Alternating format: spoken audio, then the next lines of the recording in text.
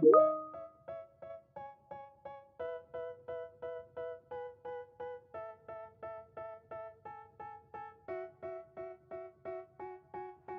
tell me that I'm never gonna make it. They want me to do something that could make sense. They hate when I keep dreaming I'll be famous, but I don't give a fuck, I'ma keep chasing. I got all this potential that's deep inside of me, but they hate when you're successful cause they try to be. They sit there being judgmental because you're trying things, and they just want you to settle and do the right thing. So get a good job, don't slack off. Wake up every morning, make a good impression on your boss. Don't do anything that I wouldn't do, and when you're making money, make sure you don't spend it too soon. Fuck that, I'll do what I wanna do. I got a different path from everyone, and that includes you. Who are you to tell?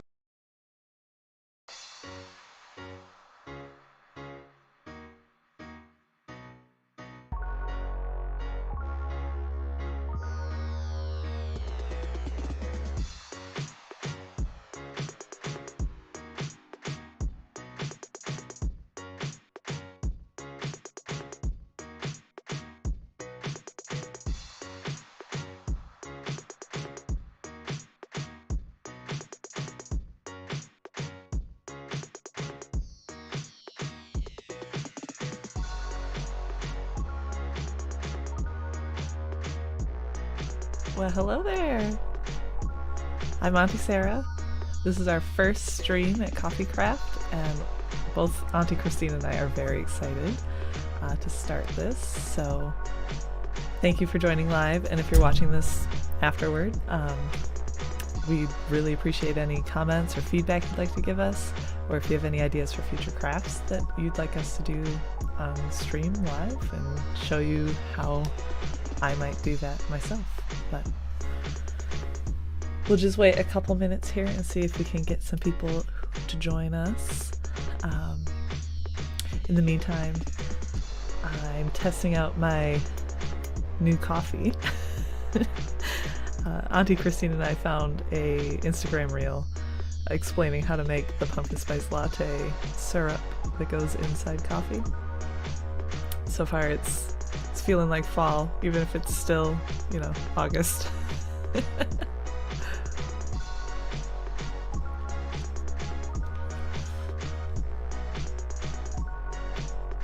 Oh, Christine, did you want to post the rules in the chat? For the chat?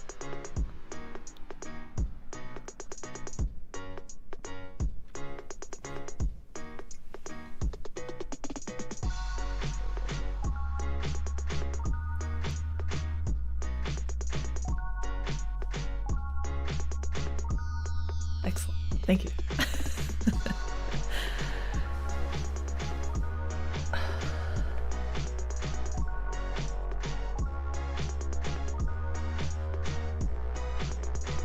Okay.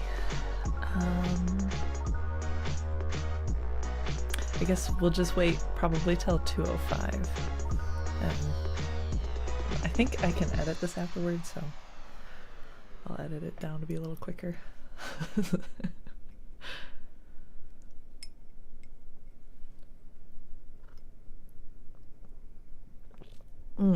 So I made this syrup using coconut milk instead of sweetened condensed milk because I'm intolerant of lactose, but it's very sweet.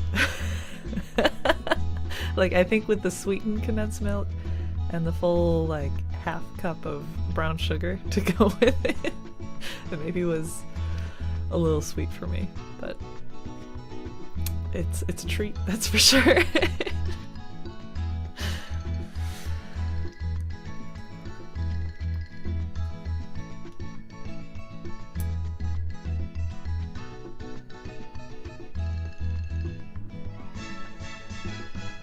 This is definitely interesting to watch. Watching the chat as well as like what's going on over here. It's a lot.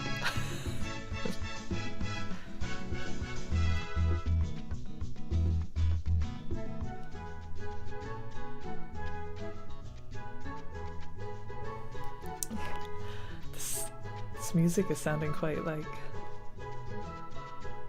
Margaritaville.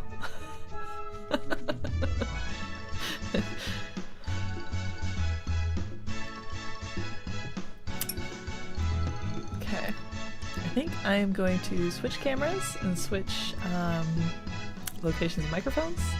So I will be right back and we will begin working on the embroidery. I'll be right back.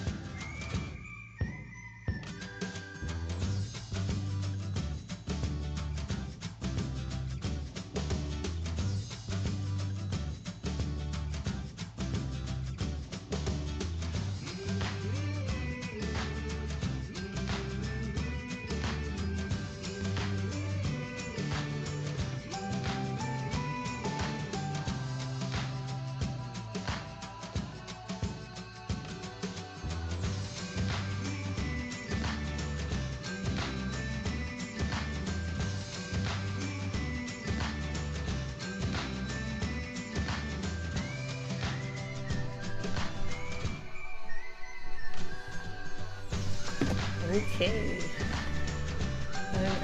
Oh, you're a little crooked there. Let me fix that for you. Alright.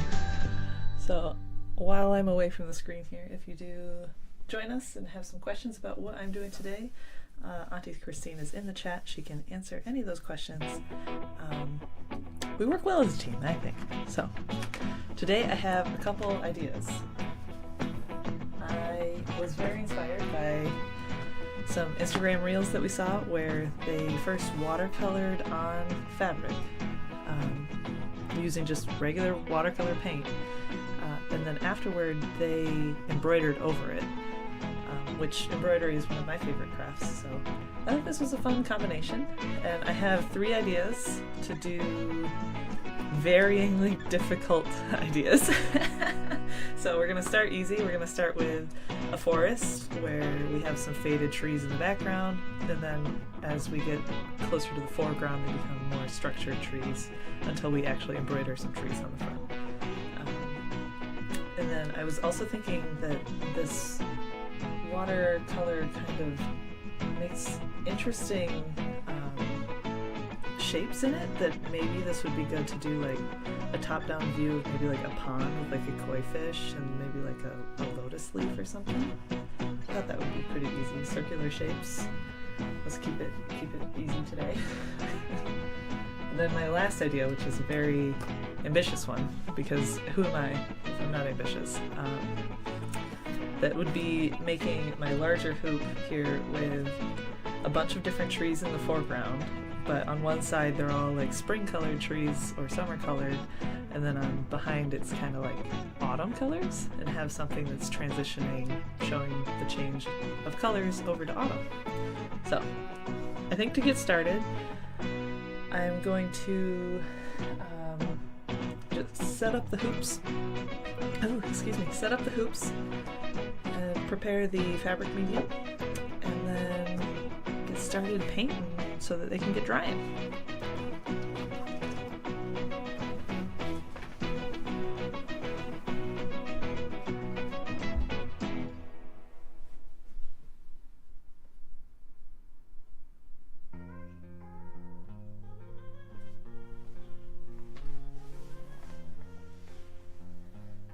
All right. Ooh, this one's a singing song.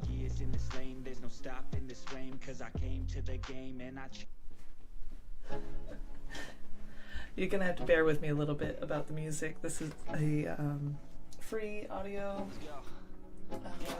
list of happy songs, so ideally they would be happy and chill, just like me.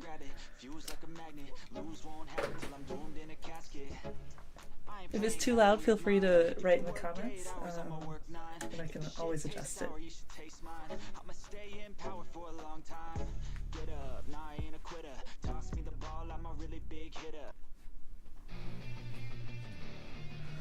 Ooh, get some rock.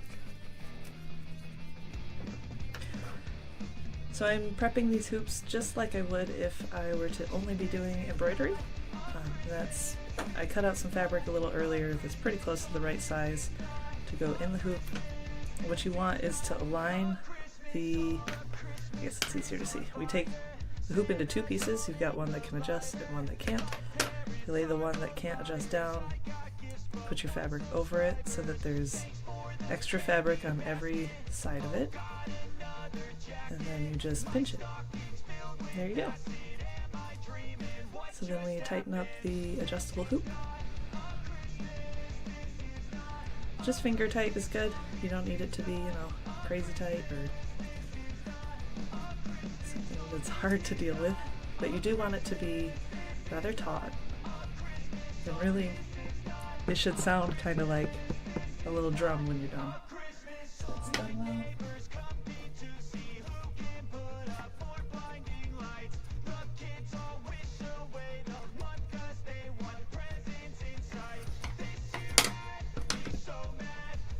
Do the same thing here.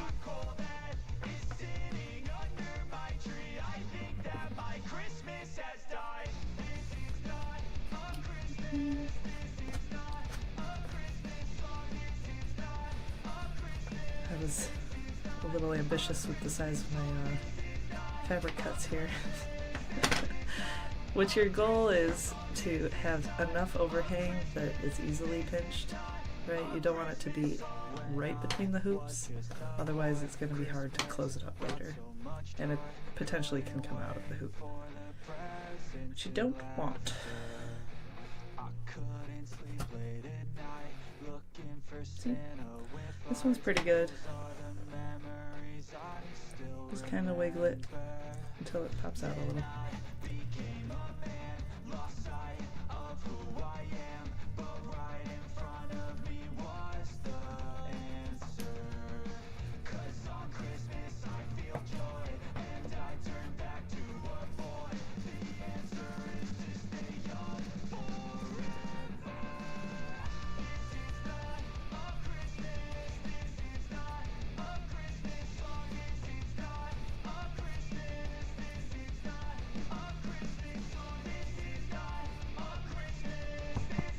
Oh yeah, you hear that? That's good. Now the big one. Now when I say I go ambitious, I go about 10-inch ambitious. I think this will be a really cool piece. And honestly, if you get inspired to do something like this, I personally love autumn. But if you love a different season, I bet this would be such a cute thing to do, like transitioning to like Christmas lights or something on trees, or if you wanted to do, flowers blooming on things that didn't have flowers before. It'd be a really pretty seasonal springtime look. We'll see. We'll see how easy it is. If this is a little too ambitious. I have only ever painted on fabric to make watercolor one other time, and that was last night, or the night before, to do a couple tests. So you're gonna see me troubleshoot live.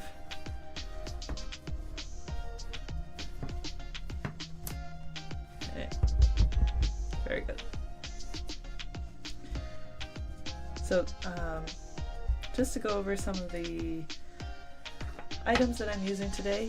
These hoops are bamboo hoops. I just got them off Amazon, but you can find them at Joann's or Michael's or any craft store in your area. And then this is just a cotton fabric. Literally even the same material that you might find in like the quilting section at Joann's. This would work fine. I did some tests with a linen, which is usually what I like to embroider on. But I just didn't really like how the paint spread up and down the fibers. Well, this is really nice to embroider because the loose weave makes it easy to make your stitches exactly in a straight line, or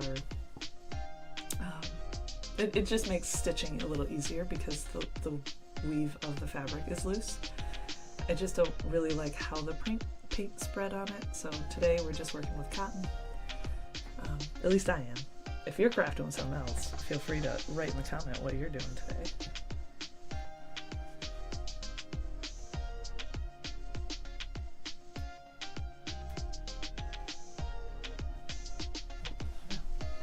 Can't hear me.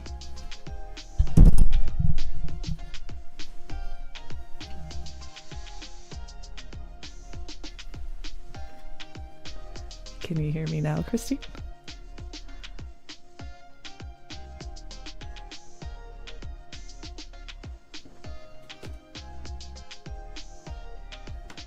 Christine, can you hear me? Oh, a little? Oh no! Let's see. We'll tighten that up. Then I will increase the gain.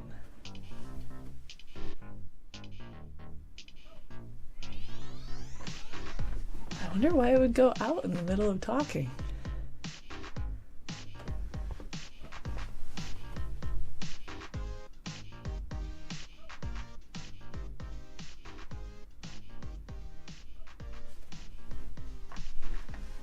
Okay, well, hopefully that's better.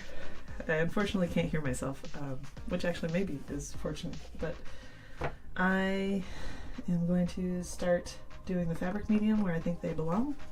I think the pond idea would be cute on the little one, and then we'll do the trees on the slightly bigger one, and then my big ambitious idea on the big one. Okay. So the pond, I think we'll be using pretty much the whole piece. So let me just get something to mix my fabric medium on. I'm using a palette for this, but if you just had like a paper plate or something, I'm sure that would work just as well. And then I'm just using a flat brush to spread it across the whole piece here. Oh, and of course, you know, in my house I have both a dog and a cat, so everything I make has a little extra sprinkle of them built right into it. And I can already see 2 bare hairs, so let's see if I can get them out. There's... Come on. He's not even in this room right now. And still, he's with me. Oh no.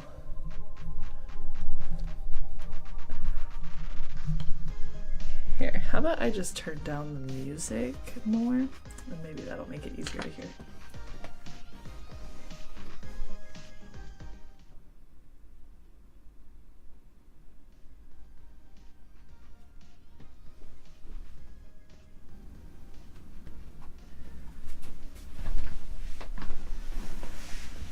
Okay, how is that? Is that any better, or this is pretty much the same as before? All right.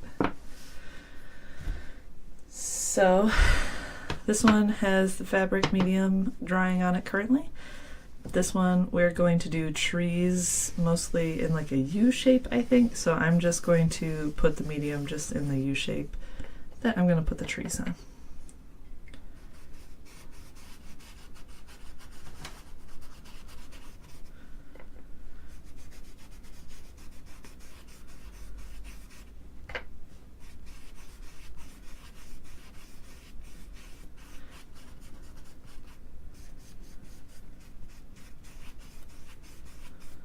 Okay.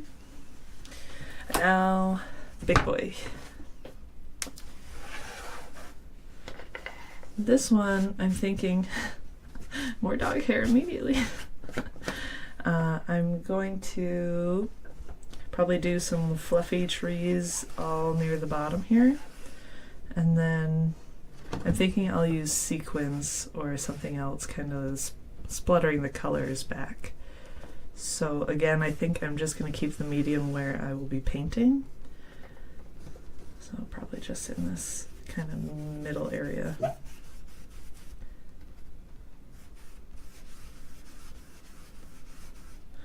I'm actually going to switch to a bigger brush, make this a little easier.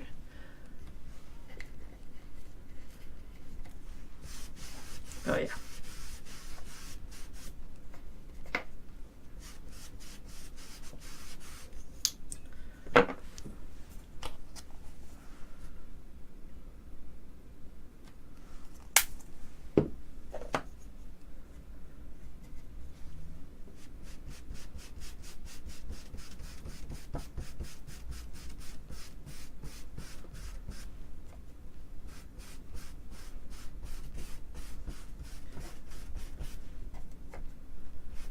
Now, I had never heard of fabric medium before I looked up some other suggestions on how to do this kind of craft.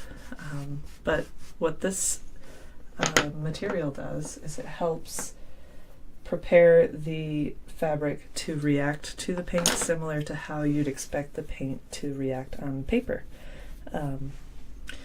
I've also heard that you can mix this with your like acrylic paints or your watercolor directly and then paint onto fabric, and it helps that type of paint stick to the fabric. So if you wanted to paint like a purse or something, and you wanted to have your acrylic paints and you didn't want to go out and buy fabric paints, you could just mix fabric medium into your paint as is, and you don't have to go buy special paint. So that's kind of neat. And it seems like a little goes a long way, so I think I'll have this tiny bottle for decades. Okay.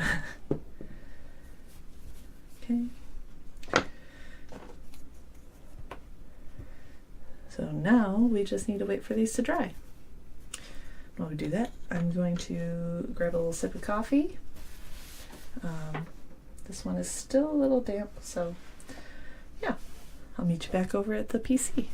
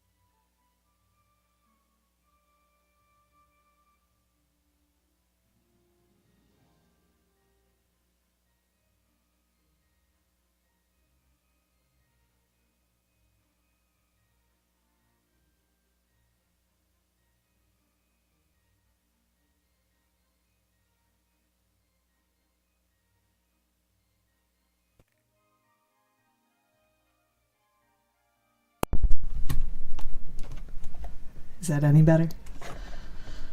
Loud and clear, hopefully.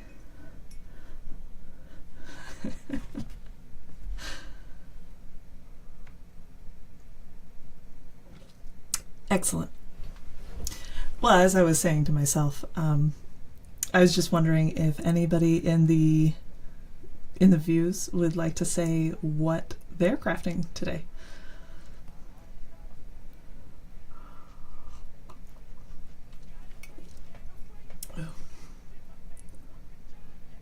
This is supposed to be happy music. What is going on?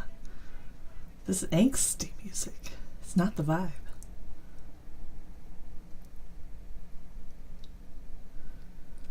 Ooh, sewing repairs. Oh, that's fun. I love sewing. Sewing is one of my favorite crafts. It's a hard craft. Stuffed toys, though. Oh, crochet succulent. Crochet's a good one.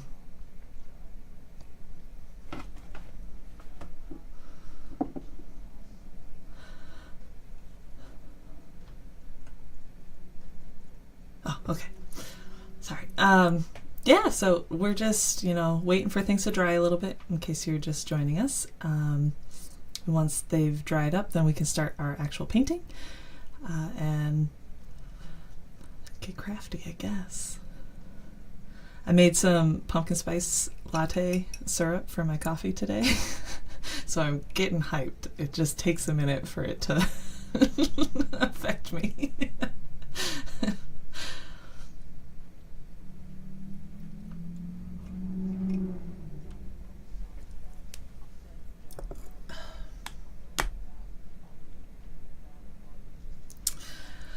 Oh, see, that sounds much more relaxing to do some watercoloring versus some sewing repairs.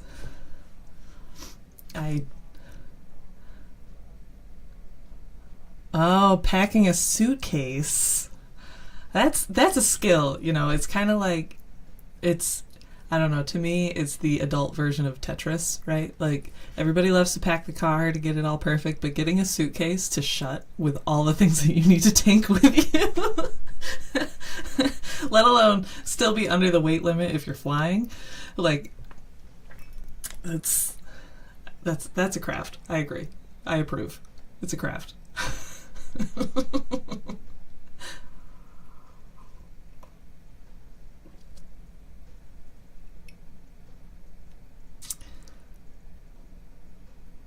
Oh, patching jeans, huh?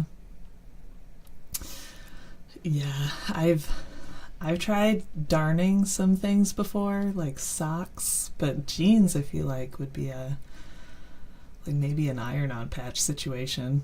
I don't know.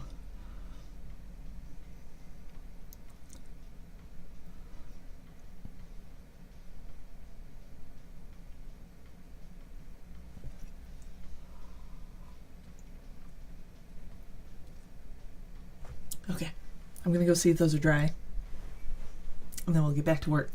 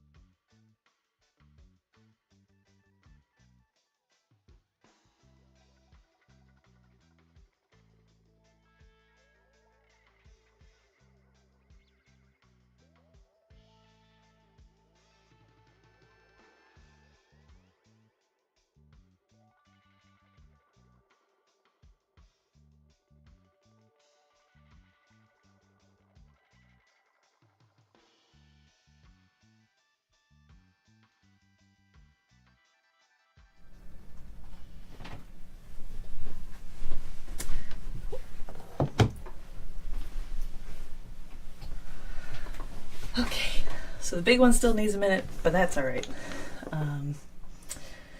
The small ones are pretty dry, so we'll start with those. These can sit over here.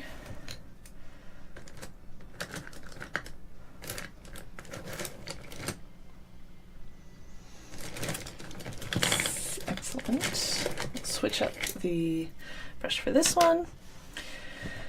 All right, I think the trees might be the easiest to start with.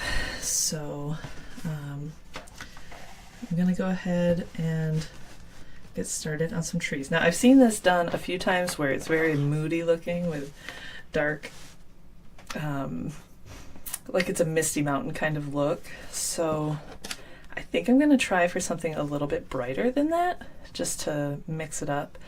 And one kind of extra tip I have for you that I usually forget to do is when you do watercolor, to bring 2 cups of water. Have one be your clean water and one be your dirty water. And have paper towel on hand to kind of dry off your brush in between. That way, you know, as you dip into different color paints, you don't get what happened here, where maybe I was a little bit too lazy one day. It's fine. We don't need to call me out. It's all good.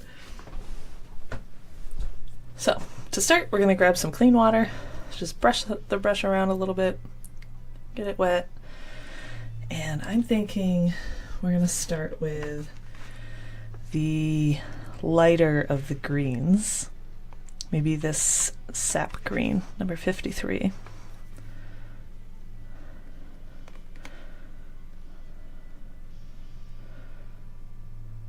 Okay.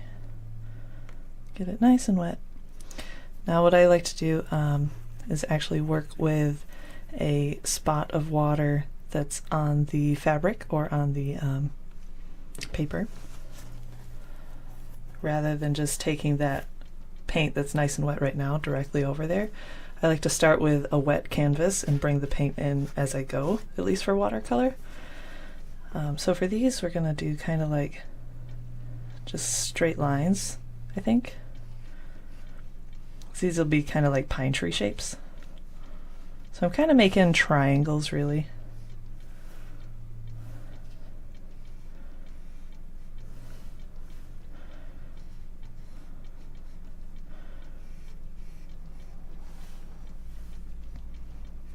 Just make sure we have some good old puddles, you know?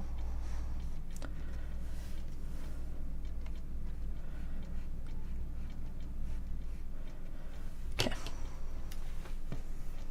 So now we'll go back into that green color. And we'll just kind of bring it in, let it spread around through the puddle we've already made.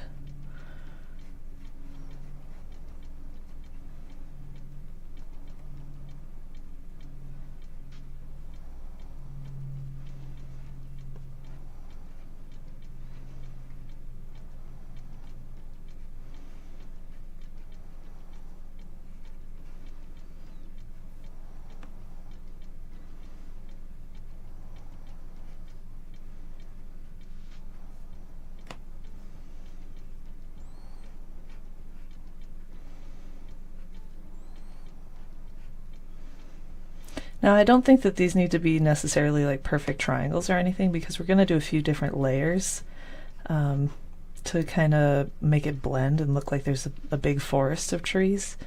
So if your triangles are looking less like triangles, or you feel like they're not defined like how you want them, the nice thing about watercolor, right, is that it's all about kind of how you blend it and how things look together once you put a little bit more effort into it. Just with some time, right?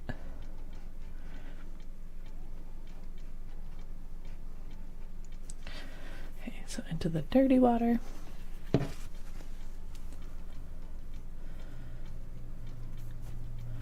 Make some new triangles.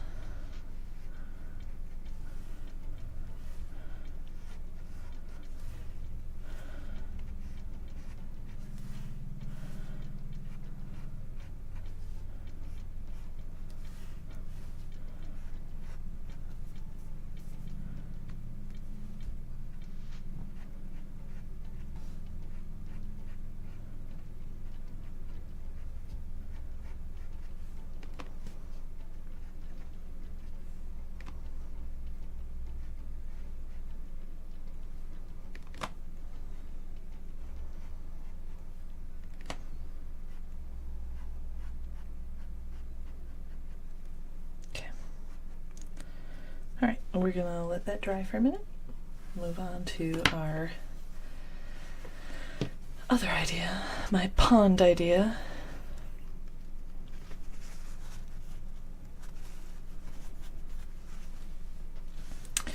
Alright, so for this one I'm thinking of doing like kind of swirls of purples and blues, and then having maybe like a koi fish on one side and a...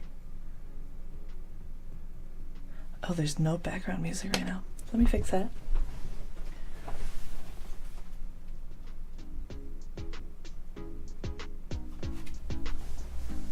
Maybe that's a little better. I just turned it down because, you know, my voice is just so quiet. Okay, so yeah, so for this one, let's start by making some of the big like swirls that'll make it look kind of like water. I think we'll just kind of do like, if you think about like almost latte art, where it's kind of like a rose in these like C formations, I think that that's kind of the vibe I'm going for on this one.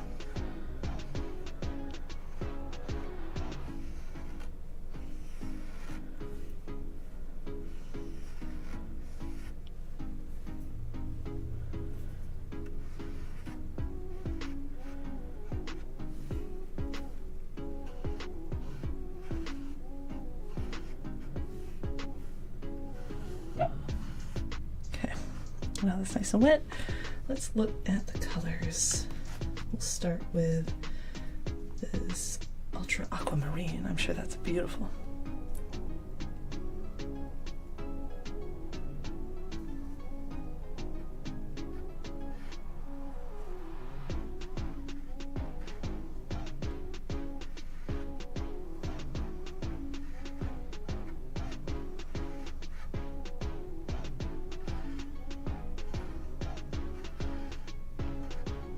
The nice thing about putting the water down before you put the paint down is it feels like as it spreads, the paint seems to sit inside whatever puddle you made beforehand.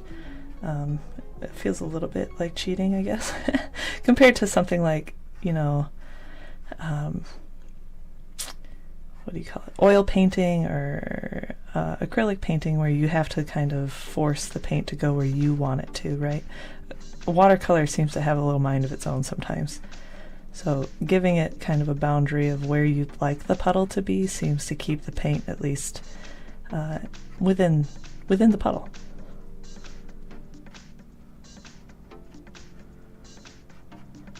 Okay. I think that looks good. Let's mix in some purples.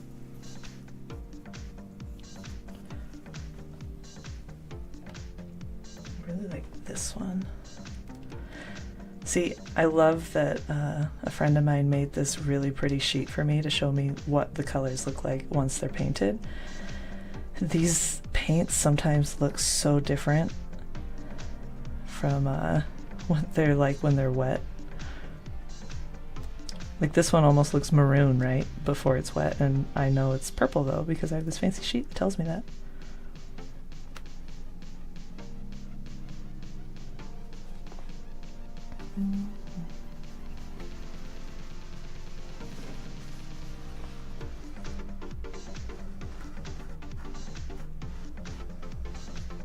So what I'm doing right now is just trying to help it blend, soften up some of these edges a little bit so it's not so dramatically blue on one side, purple on the other. I'm trying not to go overboard on this, and that is a lot of effort for me because I have a little bit of that too much gene. I tend to overblend and make it muddy. But you know, that's art too.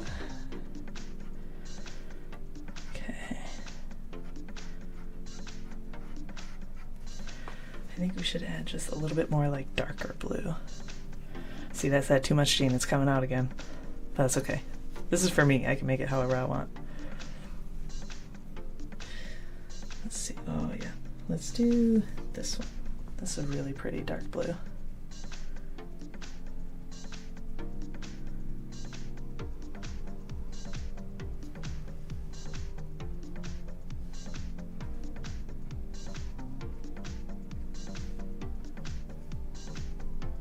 See how it's just bleeding in though? Without the fabric medium, I noticed that the watercolor just didn't spread quite like this on fabric anyway. It really just wanted to pool. So if you try this at home, I recommend trying to get some of this fabric medium just to test it out for yourself and see if you really like it or if you'd prefer, you know, how it naturally works. Different strokes for different folks, you know.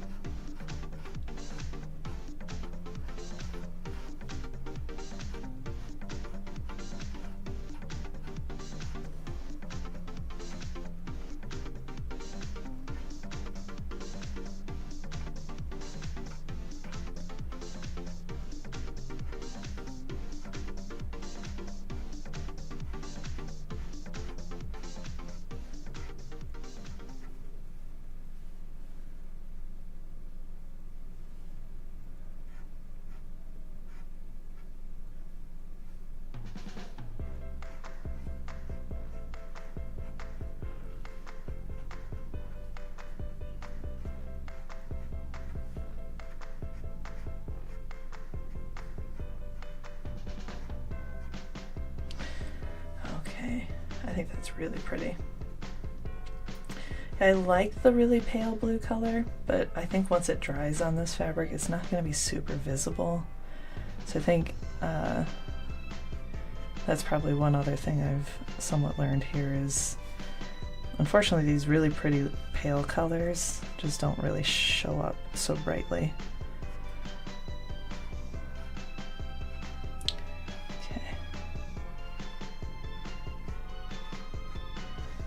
I do feel like it adds a little bit of depth though to have some darker areas and some paler areas.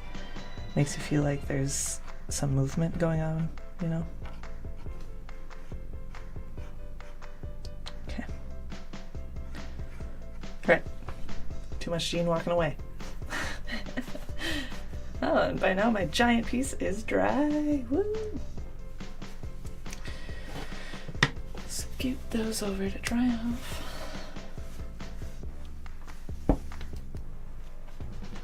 Okay. So, yeah. This one I'm going to do the trees in more circular shapes. I think that the type of tree I'm thinking is more like a maple, something like that, you know, that turns like a orange or a red color in the fall time. So we're going to start with some circles. For now, I'm going to start with them not touching, and then once they dry, we'll do a few more circles that overlay a little.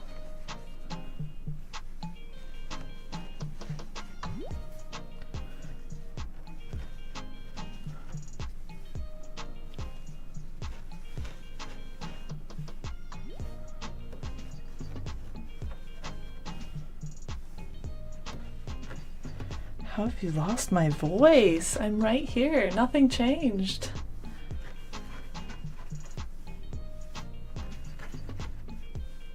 It's so sensitive.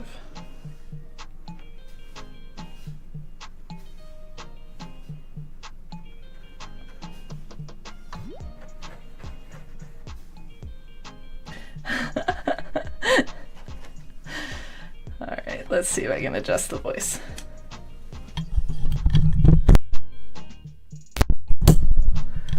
Is that any better? Can you hear me now? This is such a delicate setup, I swear.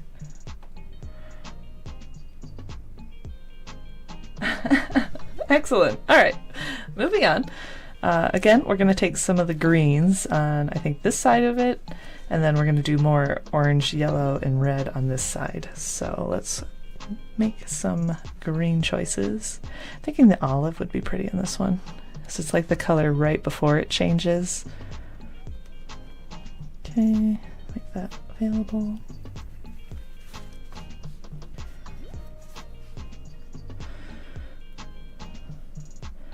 And then I really like this yellow ochre. We'll see if that shows up on this fabric or if it does not. We will find out together.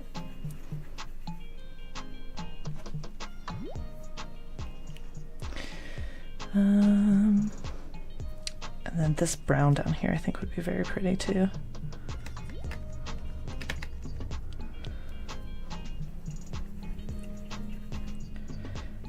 It's brown in like a burnt orange brown kind of way, you know? I'll go with, I think, this one too. Yes. Autumn. That's the color of autumn right there.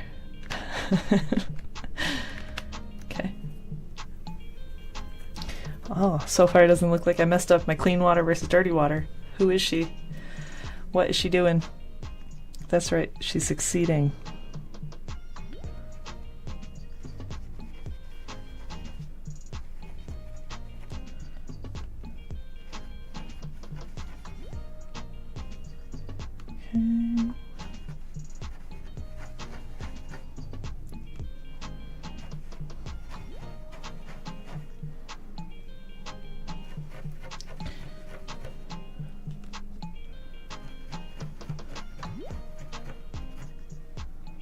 Okay.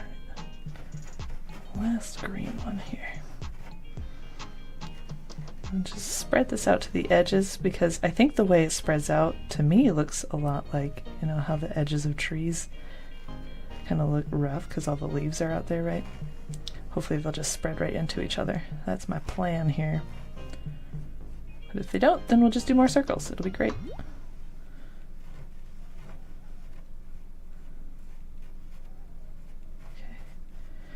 Great.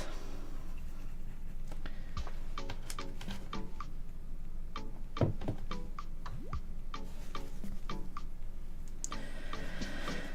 right, let's get some of this brown.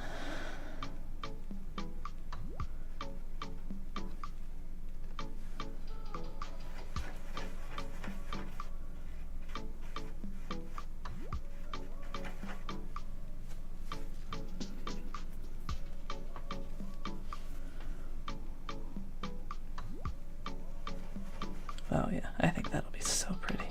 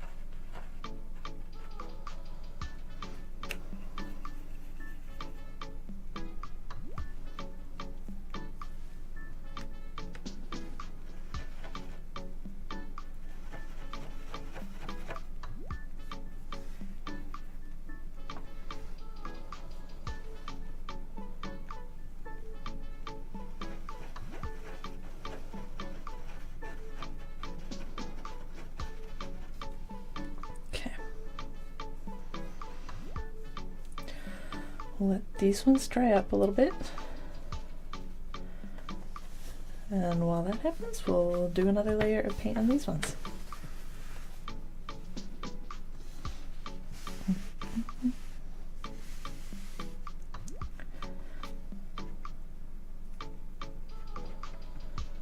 Okay, this one's still a little bit wet, so we'll wait on that one.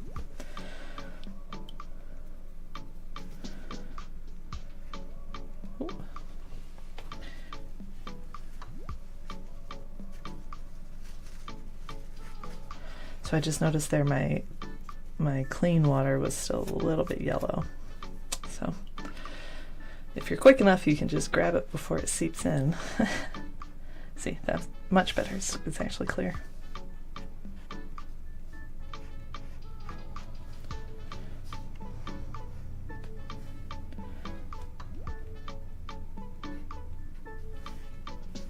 So this is going to blend a little bit with some of the other trees that I've got on here, and that's okay. I'm going to try to put some darker colors over it, so we'll see how they look together. Let's try forest green. I think that one would be pretty with this. It's kind of like a blue green.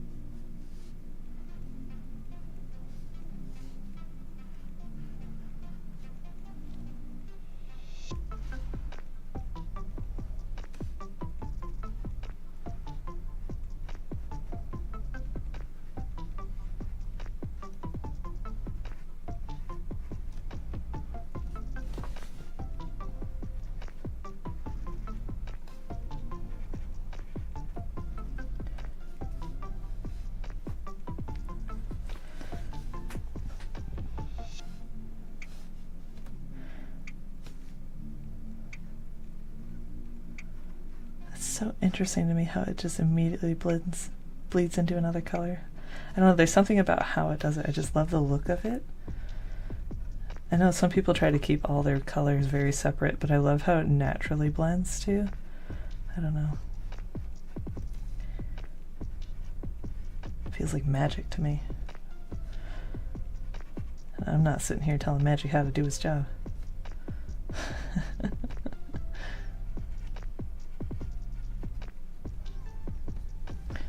And we don't need to make the bottom area super perfect or anything. Honestly, I'm just trying to build up some color to be in the background because we're going to be embroidering some actual trees over it. So because these aren't super well defined, I'm still not really that worked up about it. I'm just trying to fill in the colors here just to give it some depth.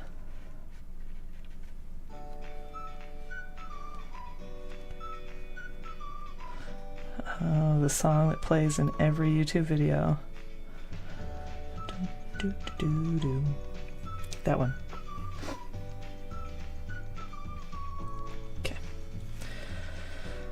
Let this dry.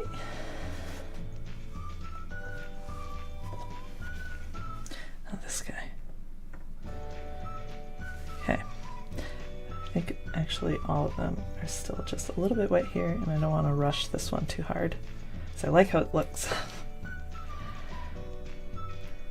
I'm gonna grab my coffee and see what you guys have been saying in the chat. I think I'm not gonna move my microphone though, because you know that's been fun. So I'll be back in a minute.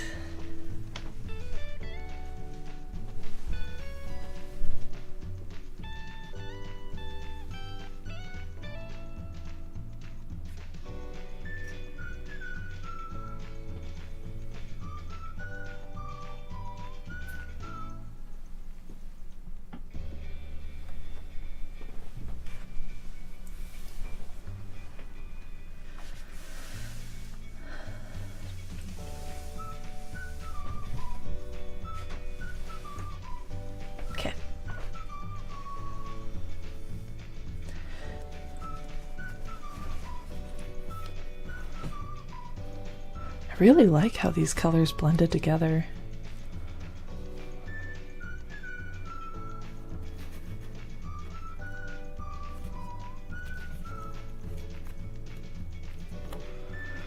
I think we can probably start embroidering on this one.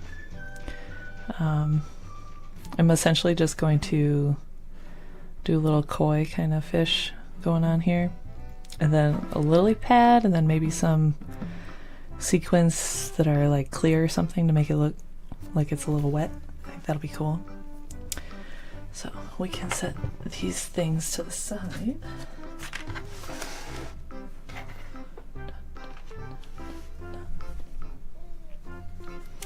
I did a couple tests just to verify to myself that I remembered how to embroider on sequins and embroider on little beads. That's something I recommend you do if you haven't done something in a little while and you just need to remind yourself how to do it. Do a little test. Because of course, like the first one I did, it was perfect. You know, it was the way I wanted. The second one, immediately wrong. It wants to sit the opposite way from all the other sequins, but then I figured out my strategy for always getting the sequins to be on the thread the correct direction so that it will lay the right way. But that kind of stuff you don't want to find out mid-project. You want to find it out in your test. So, fun tip. Don't do what I do. Or do what I do. I don't know. Do what you want. Okay. So, I'd say we start with a koi. Those are usually like orange, right? Orange and white with something like that. I feel like the more pale orange is the kind of color I'm looking for. I think that'd be pretty on there. And then the lily pads.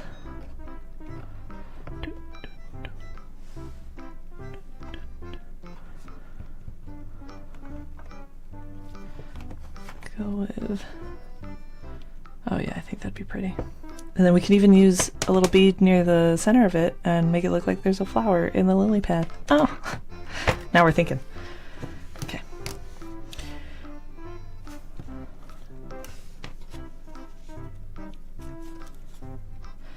So this is all just being done freehand, mostly because I feel like it, but there are lots of patterns for things if you're new to embroidery and you're not super ambitious on trying to make up your own pattern for things, that's totally understandable. Mostly you want to enjoy your time.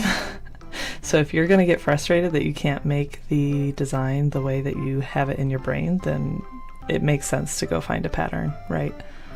But I think I have a good idea of what I want.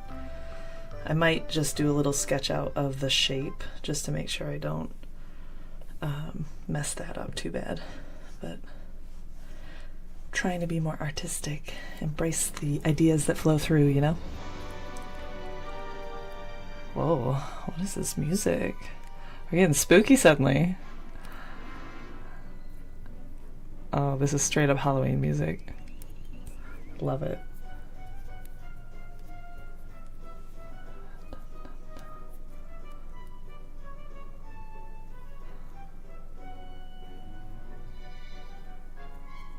Okay, this piece is ready.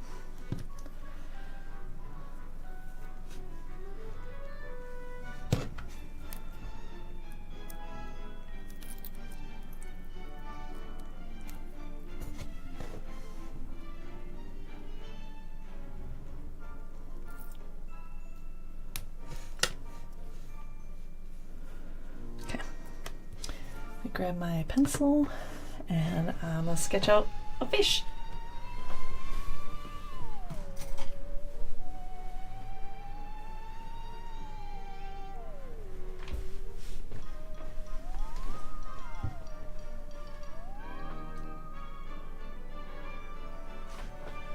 Okay. See, bear hair, it's trying to get in here again. Stay out, man. Okay. So I'm just using pencil, but they make water-soluble pens, which I don't know that I'd recommend on this because if you get this wet, all this color is probably just going to spread around again. So maybe just use a pencil or just freehand it after you've watercolored. They also make heat-soluble ones. Those probably would work okay. You just blow dry it and the ink disappears. I don't have that right now because they only last a certain amount of time and mine are gone. So I'm just using a pencil and I'm going to make sure that when I embroider I'm going to go over the pencil so it won't be visible. I really like this C though, so I'm not going to draw over that one. I think I'm going to go over this one.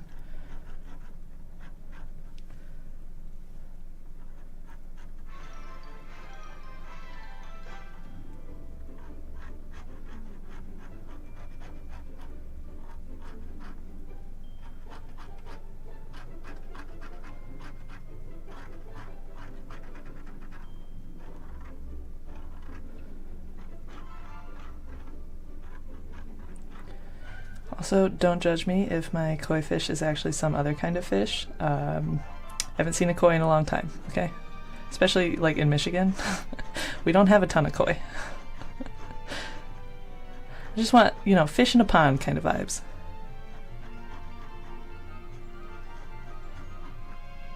Who knows? This could just be a giant goldfish, right? Okay. And then over here, I think I'm going to put the lily pad.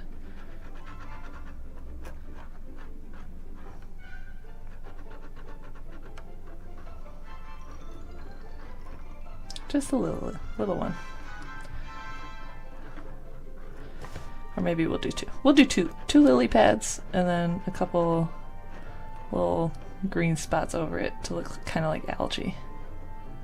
Like just kind of sporadic, you know? Okay. I think that'll be pretty. Okay.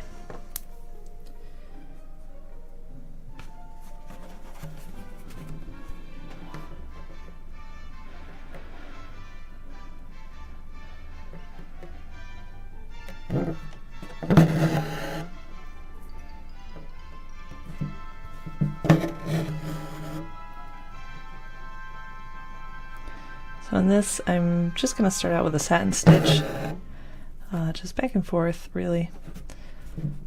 And if there's a little bit of space, I'm not going to lose my mind about it. I'll just come back with a second layer, fill in the empty spaces if I have to. But with satin stitch, it is important to always go the same direction. If you start on the right of your piece and you end on the left with your first stitch, you should make sure all of your following stitches do the same thing. That way the floss will feel like satin, basically super soft, right? So all your threads are going the same direction. That's my only hard and fast rule with the satin stitch.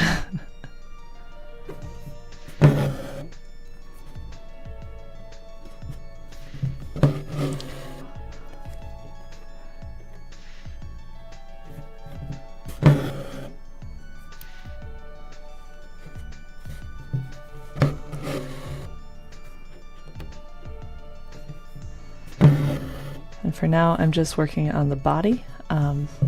I'll come back and get the fins on a second round.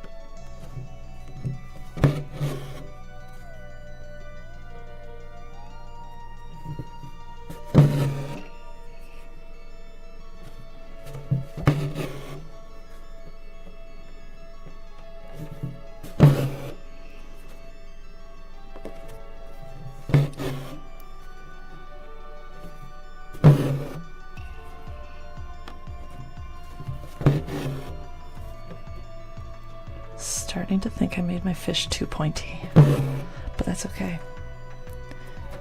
I still love him. You guys should think in the comments on what we should name this fish, though. Traditionally, I name my pets boy names, so if you want to go in that theme, I have a Henry.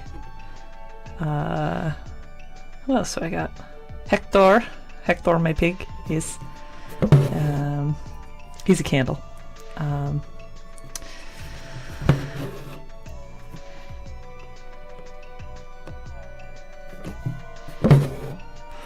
don't have any fish, though. I don't know why my brain is going with Fred. Feels a little on the nose.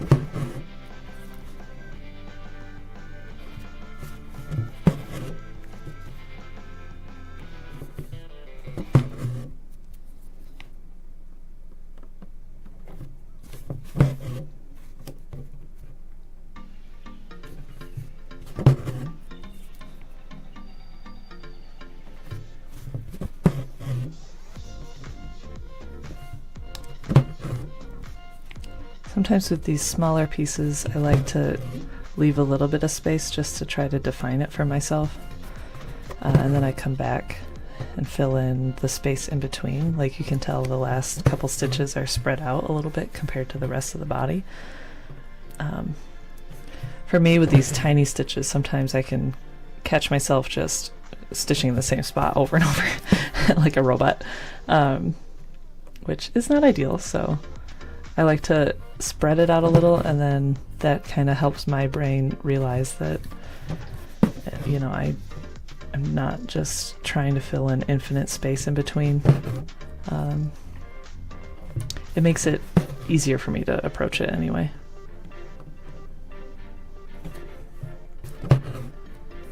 Skinny fish. Okay, I think I'm gonna tie off here and then switch over to the other piece of floss.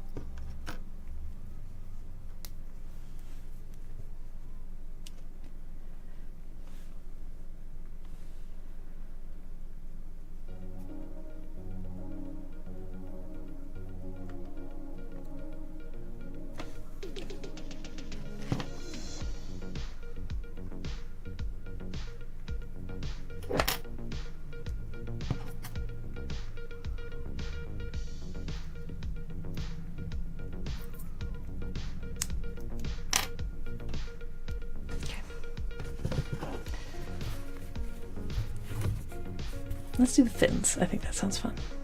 So for these, I'm just going to do some stitches kind of in the direction of where I want the fin to go, just to give it a little bit of a different texture from the body of the fish. That way it will look a little different from the fish too. It's not quite satin stitch, not quite like back stitch or any particular stitch. It's similar to satin stitch, I guess. Oof, we're knotting already. So when you start to feel any amount of, like right here, it's hard to pull and you can see it's yanking kind of on the fabric. That's giving you a hint that you've got a knot forming, and you shouldn't just yank all the way through as hard as you can. Otherwise it'll just knot completely.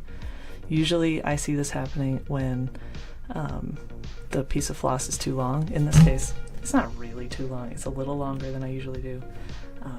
But I just let the floss hang and let it untwist itself. If it's twisted, sometimes that helps get out any of the natural knots in it.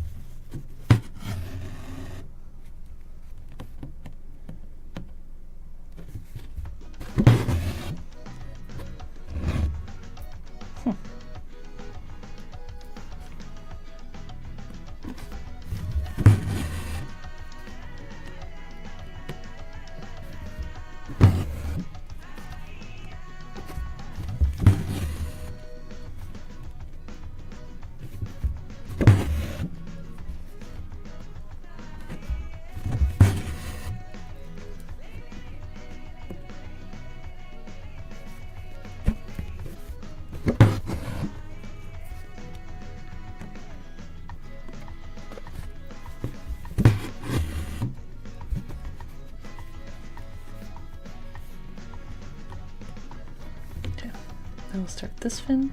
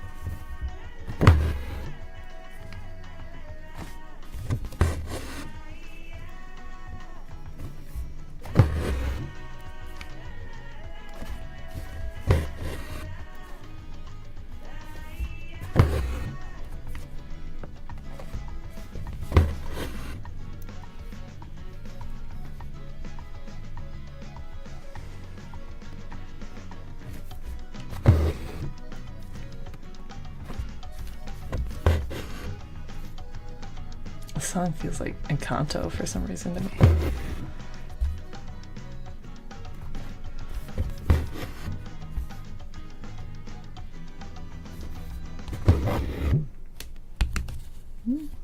Oh, okay.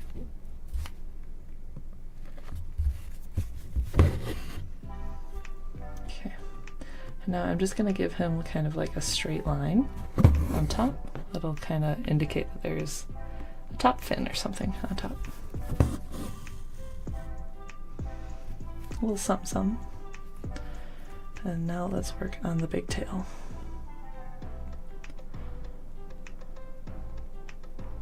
Thinking I'm going to continue the satin stitch out to the center and then make the fins of the tail look similar to the fins on the fish. Oop.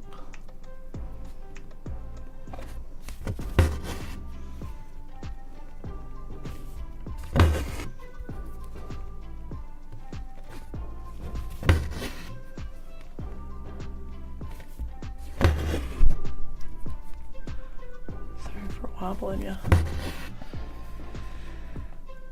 Okay, I think this is probably good.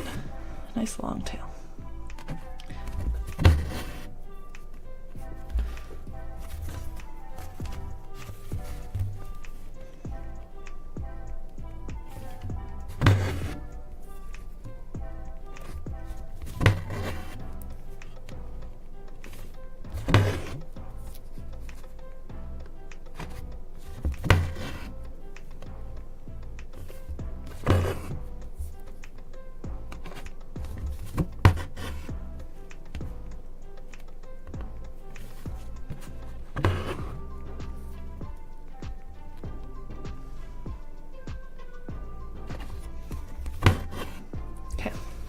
The base of the tail is done, so now we're gonna kind of just feather out like we did with the fins.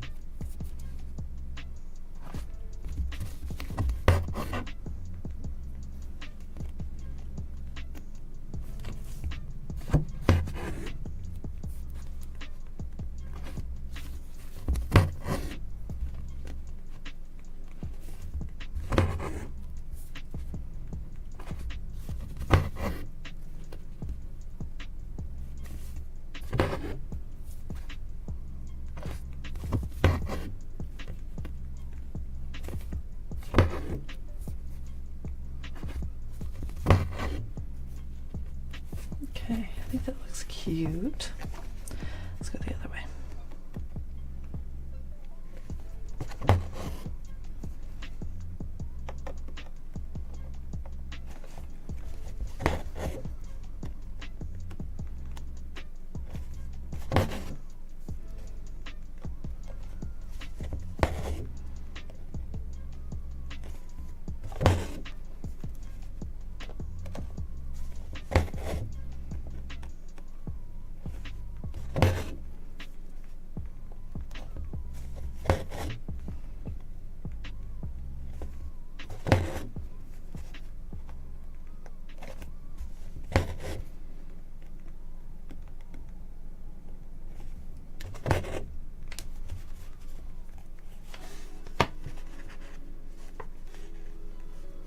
We can get just a little bit more out of him.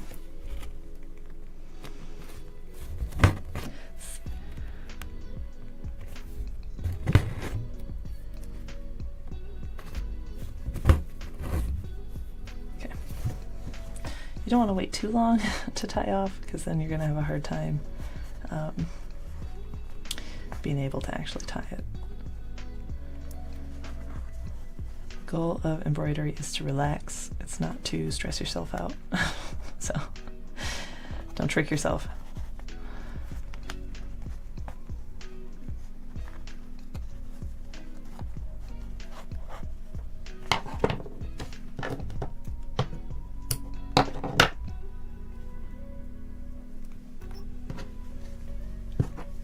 Starting to look like a fish though, eh? I think I might have to make that fin on the inside a little longer. Starting to look like, what's it, like Nemo with the one little fin?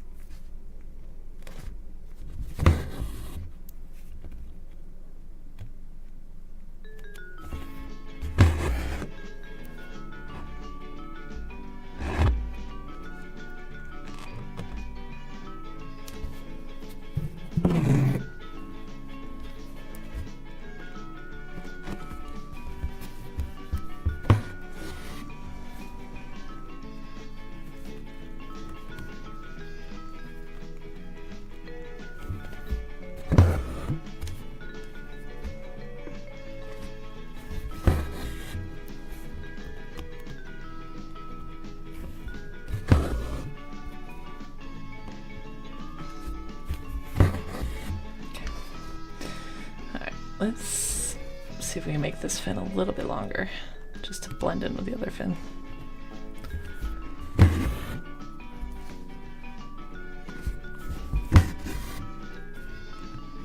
Again, I'm trying to remind myself, when is it too much? Because I have a hard time sometimes knowing when too much is too much. There we go. I think that looks better. I'll just make this top fin a little longer too.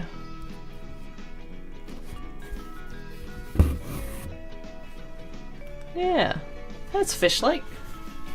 Okay, let's tie it off and then we'll quickly get the lotus pads, lily pads, that's the one.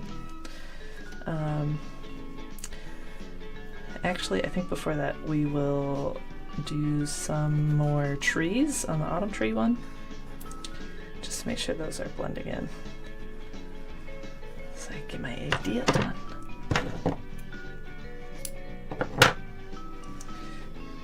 Put that for me. This has dried pretty well. And get the paint.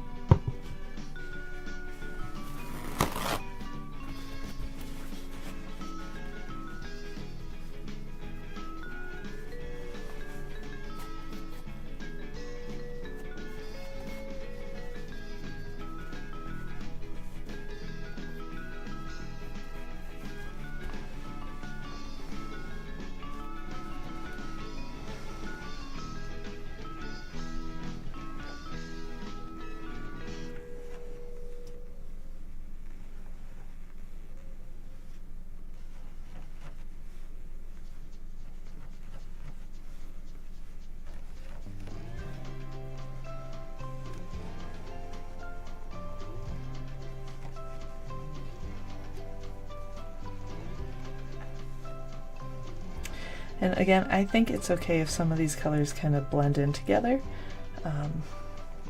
because I kind of want it to look like a forest of trees, right?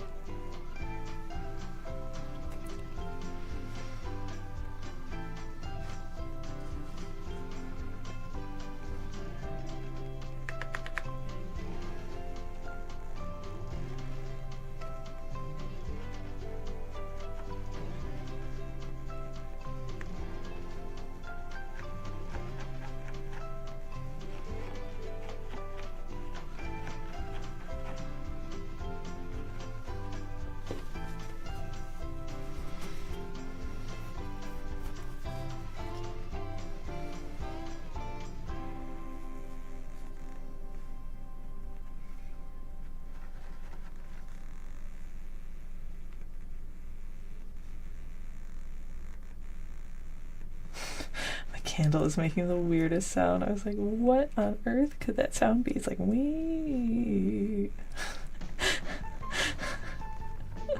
Stressing me out.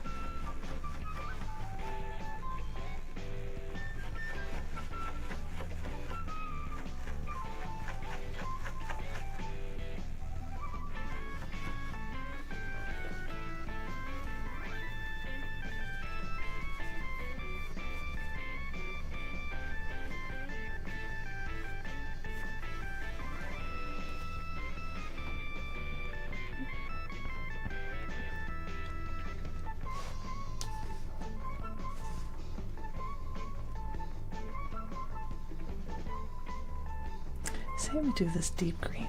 I think that'd be pretty.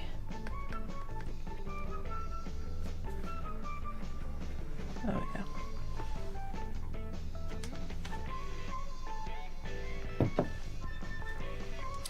I can handle the background music in a second. Let me get this.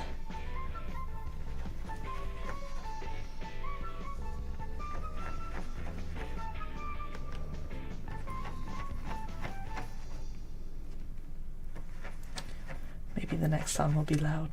We don't know.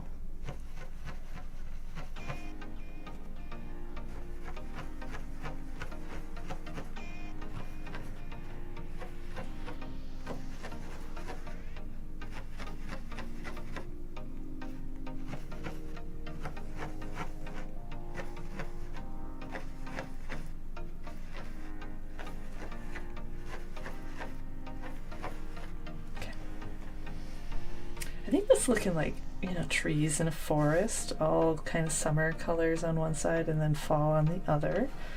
It's looking like my brain had an idea and we're going with it. Okay.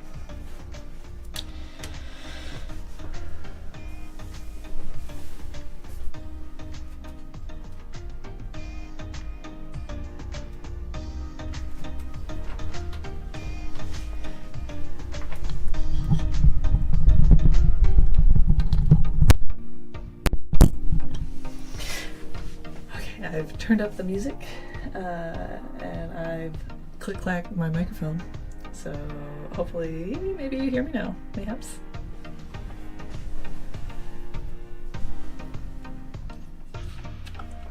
Excellent. Okay, so all I was saying was this is looking like my brain wanted it to look, so excited. We're gonna let that dry and then I think we're gonna do some sticks to, oh Sarah, you're doing things. Stressing me out.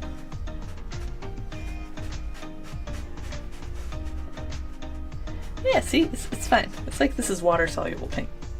We're gonna let this dry and then we're going to embroider some trunks, not sticks, and then maybe a little witchy person flying by on a broom, sprinkling autumn behind her.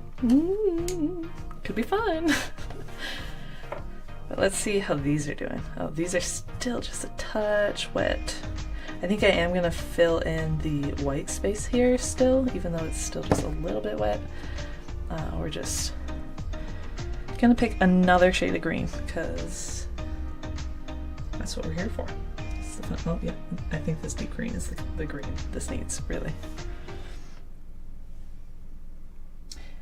Yes, exactly, Christine. We have about 30 minutes.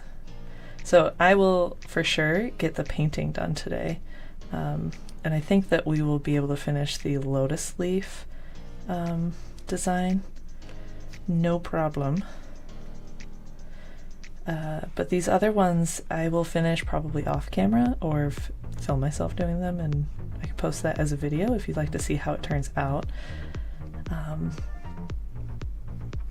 What do you guys prefer? Would you like me to have another live stream where I finish these exact designs? Or would you guys like something that's a different craft next time, maybe?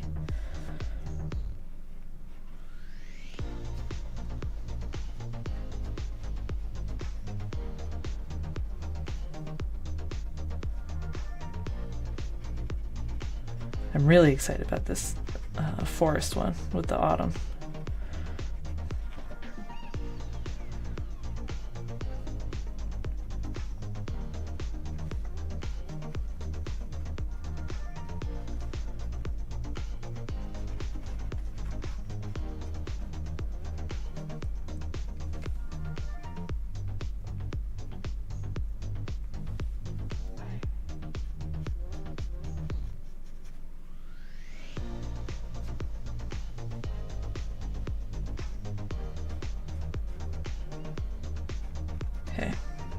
I'm liking how this is blending out. So now I'm just going to give it a little bit of water just to spread that green around. And we'll get back to the other design here. Ooh, look at it spread!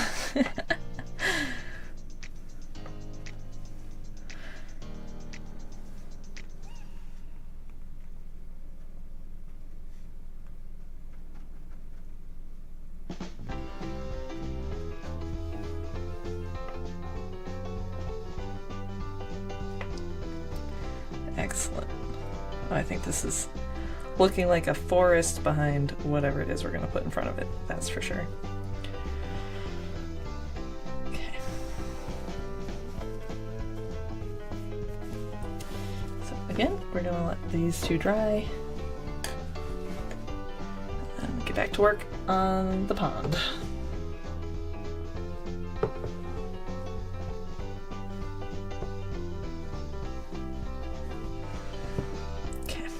So we are on to the, oh, I don't think I can handle that.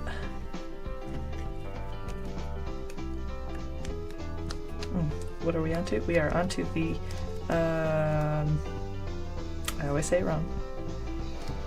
It's not lotus, it's something else. It starts with an L. Come on, brain. Do the thing. Lily pads. Yes, that. Okay.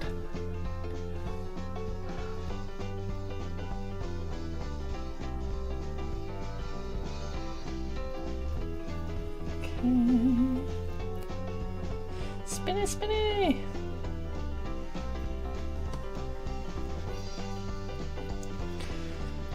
Oh, this almost matches my nails, huh?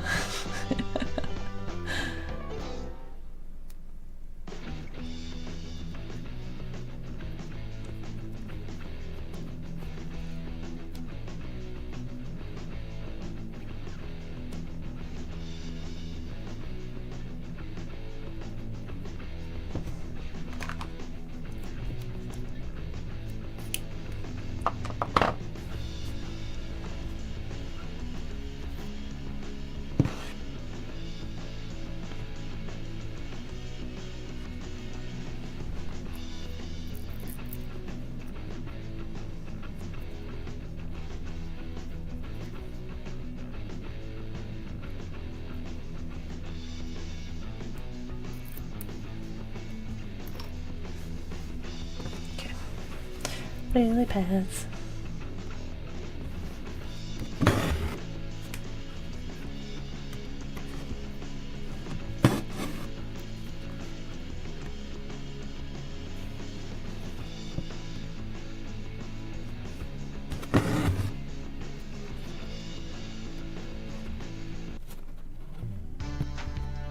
Oh.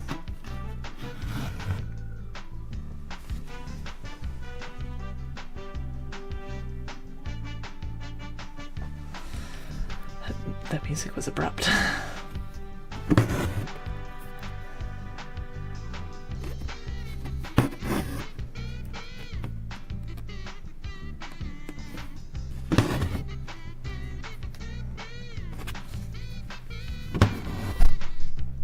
Yeah, that's okay.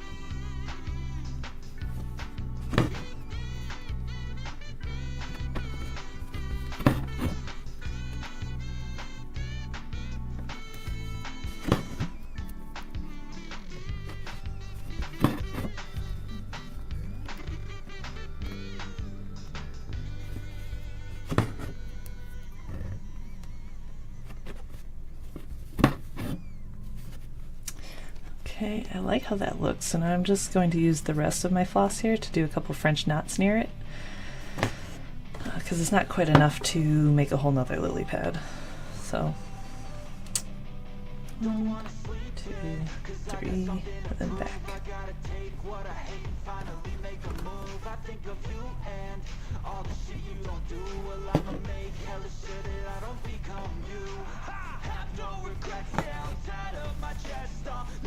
And we got another angsty song.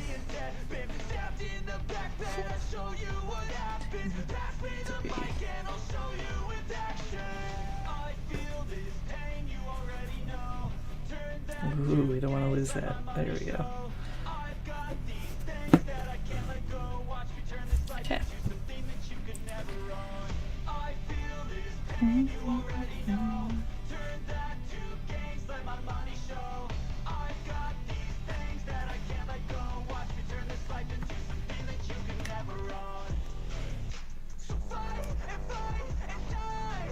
It's like dubstep angst. Wow.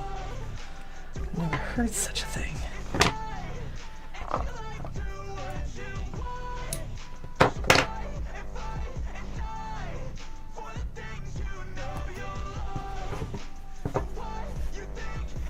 Cute little lily pad.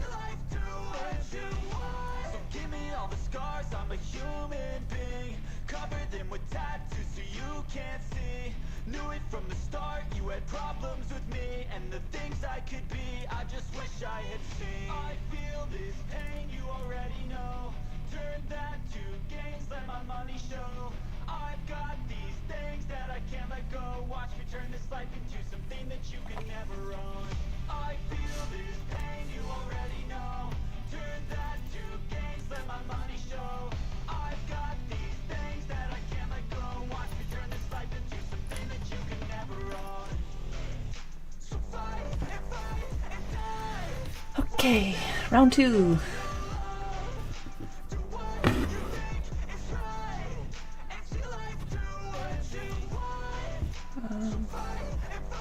Yeah, that looks good.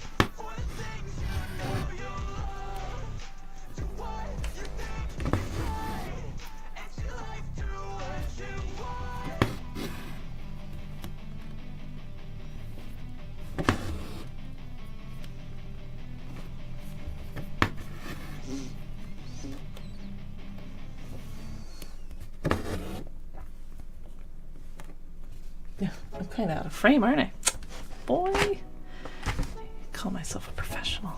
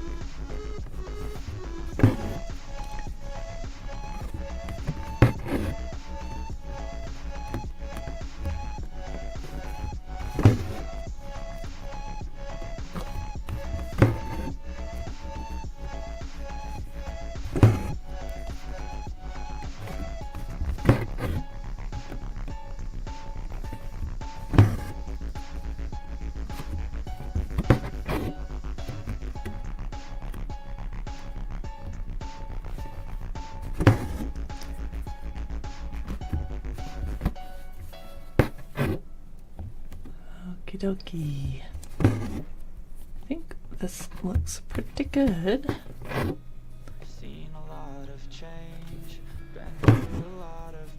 I think what it needs is some kind of bling though. As much fun as it is with two different mediums of art here.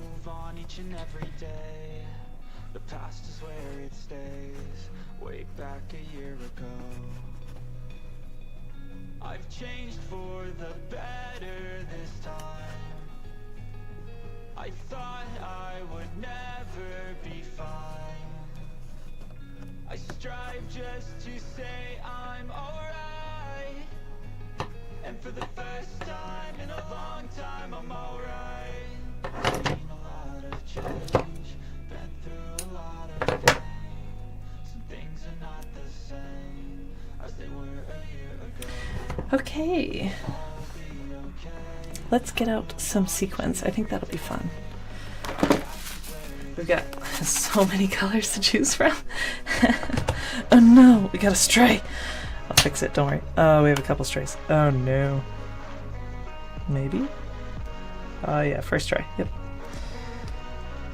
No, I'm burying the red further in to get out my tweezers.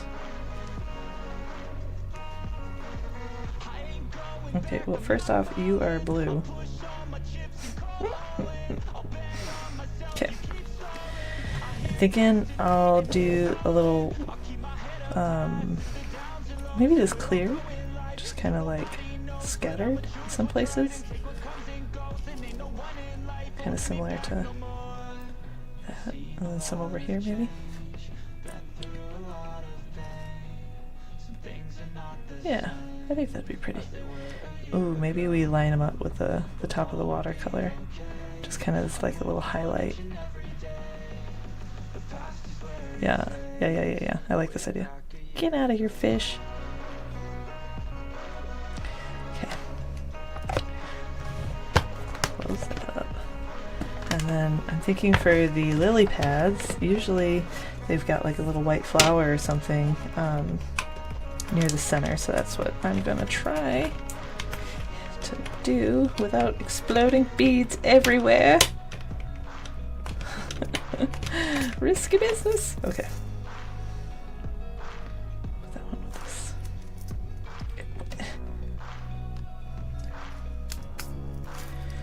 Alright, I just need two. Can I get just two? One? Two. Oh! Who is she? Getting 2 beads without 100. Okay, just one. Just one.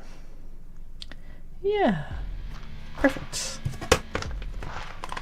So for that, I'm just going to use my white floss here. I love buying floss in a few different options. This is some of the cheapest, is you buy it in 6-strand. It requires some organization on your own. That's the only kind of downside. But this stuff comes in a big spool, super nice. I still recommend you work in like 4-arm lengths at a time. But it's just 1 strand, so it's really quick to work with.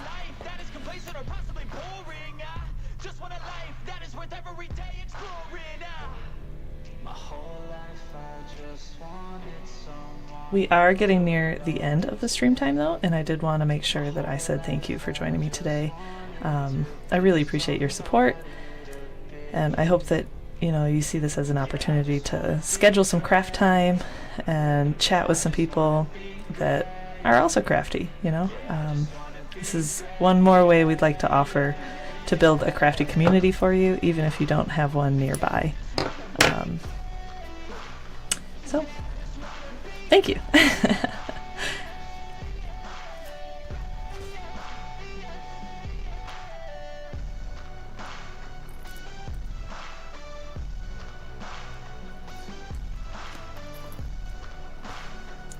Alright, let's get the lotus leaves first. Ooh, this is risky now. I keep saying lotus leaf. What is that part of your brain that just keeps auto-correcting incorrectly? Oh no. I threw a bead. Oh, it was too good to be true. Oh, did I throw a second bead? Oh no. beads. Lame, Sarah, come on.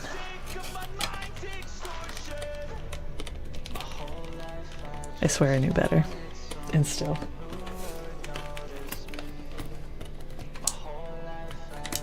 It's okay. These will be better beads, right? These are meant for this. That's what this means.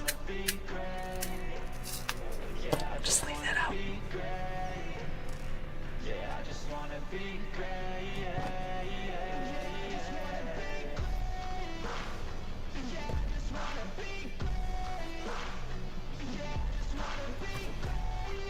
Oh, I found one.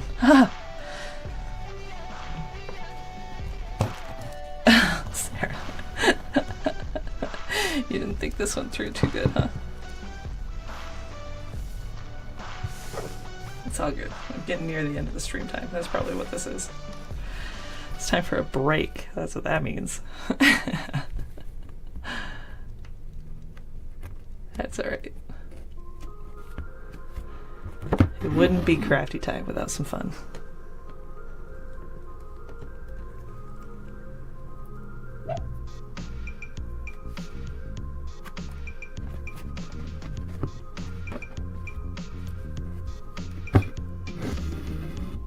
Look at that. Cute little beads.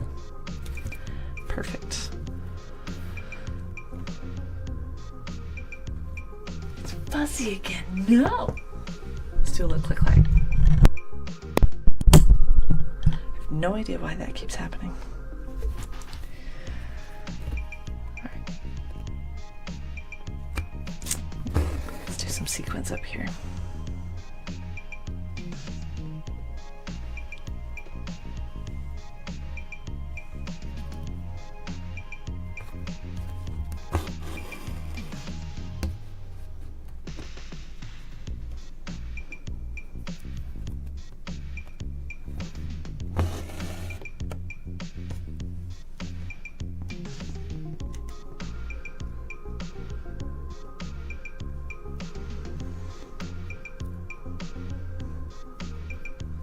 This iridescent stuff is so pretty. Oh, did I do it wrong again? See, I just talked about it. That's why I did it wrong.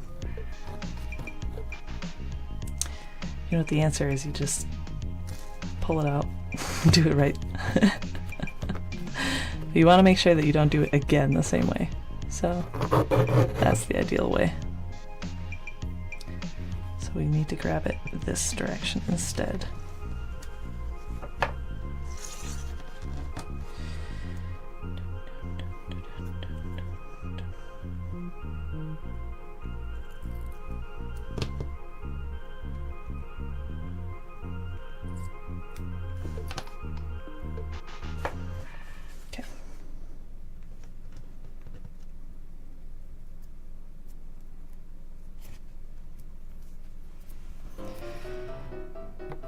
Oh, old-timey music now.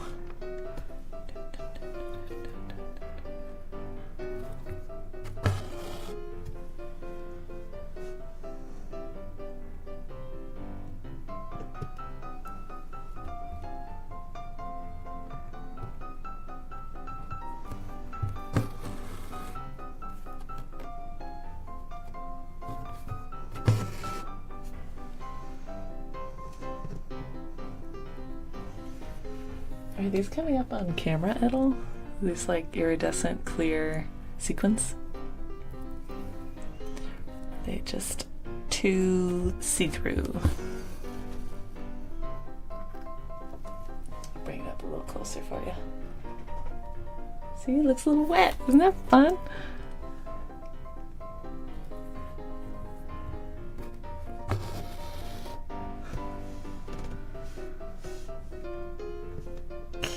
Let's do one more here and then we'll do another little splotch somewhere else. Okay, let's do them up here. No, let's just make it one more wide. It's that monkey brain, I swear. Come on.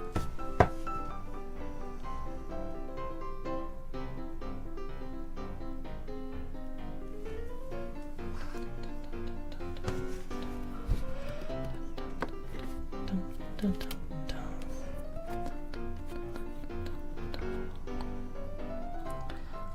See, now that's gonna be wrong. We just did this. Bro, don't do this to me.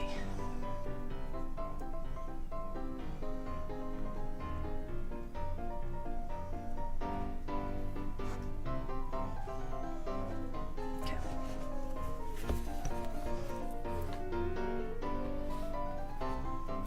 Oh, I think I know what happened. Yeah, I switched direction. Silly Sarah.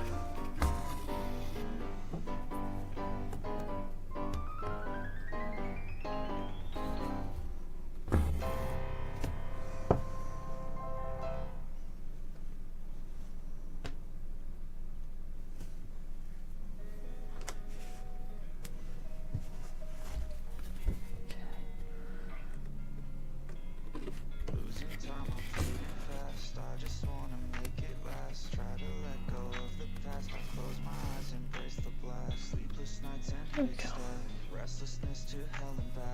We'll just do one more stitch to hold that one down.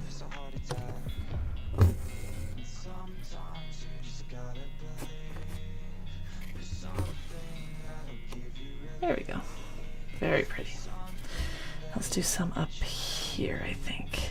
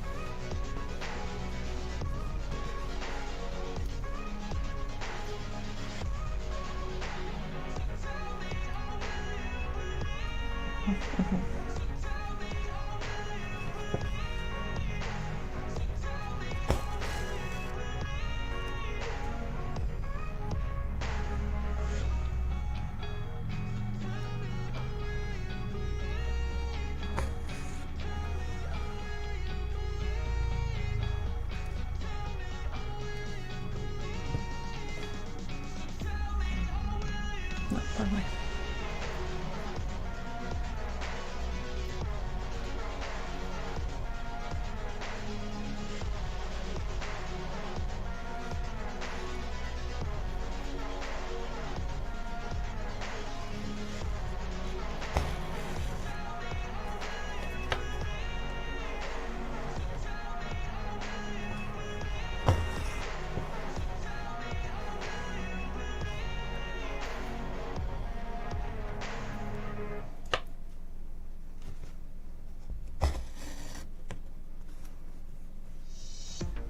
Okay, now let's just do a couple more at the bottom. I think that'd be fun.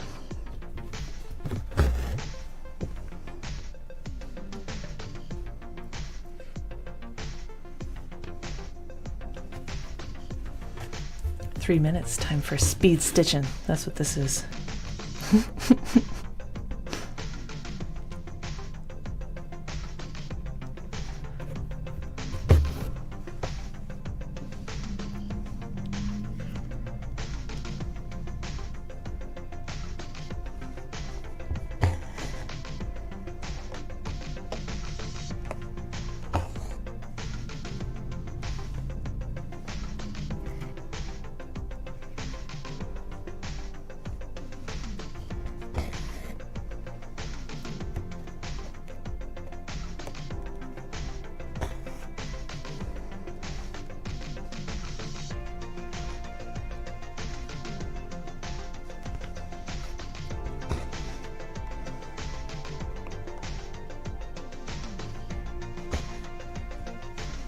Last one.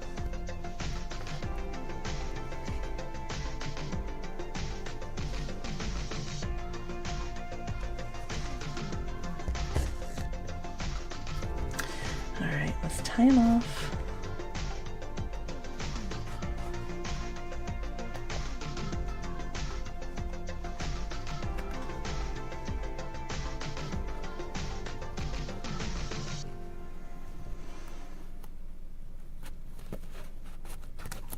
Actually, this is perfect timing. That way I can go stretch my back, because you know I'm a 30-year-old lady. 30-something anyway.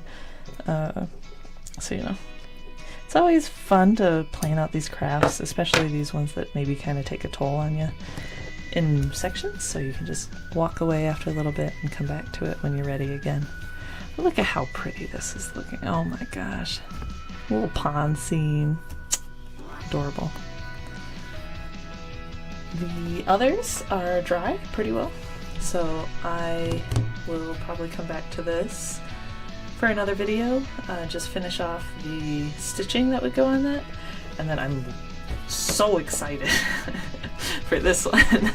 I am considering doing a couple more circles once this is fully dried to try to get it blended similar to this one, where you can see like the light green and then the darker green over top. We could probably do a third darker green over this to fill it in a little bit more, and the same thing with this, just a couple more shades of reds and yellows.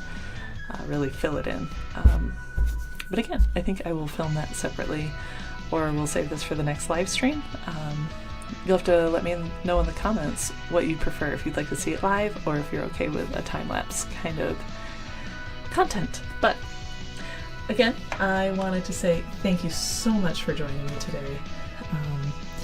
If you don't already know about our socials, you can take a look at the description, and we've got all of our socials linked there.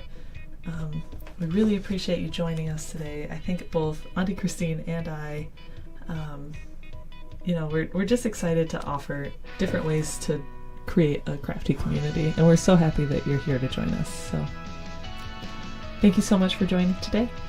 I hope that I see you next time. I hope you have a crafty day. Okay, bye-bye.